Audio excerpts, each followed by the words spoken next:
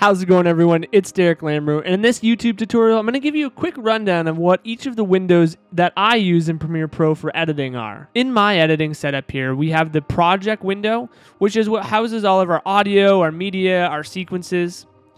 Then we have our source monitor, which if we wanted to preview something, this is where we could preview it. So let's say we opened up something in the project window here, we could preview it in the source monitor. The effects tab is where we can apply different effects to the video or to the audio, not to be confused with the effects window, which is up at the top here.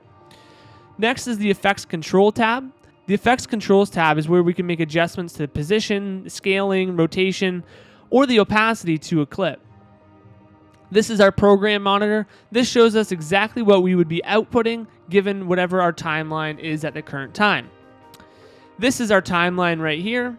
This is our audio meters. These are our editing tools. That's a quick overview of what each panel looks like in Premiere Pro.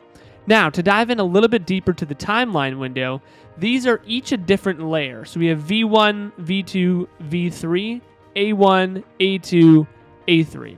So each of those represents a different layer. Now, this lock button here will lock an individual video or audio layer. This little eyeball here will turn on or off a layer. This mute button here, the M, will mute a layer. The S button will solo the audio of a layer, meaning that you'll just hear that audio track.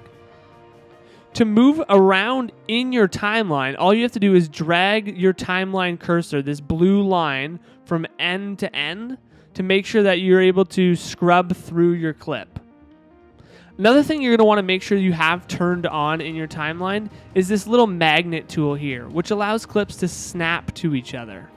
One thing you're going to want to check is to make sure that your program monitor is set to quarter viewing as opposed to full, so that when you're scrubbing through clips, it's not trying to process all of that information.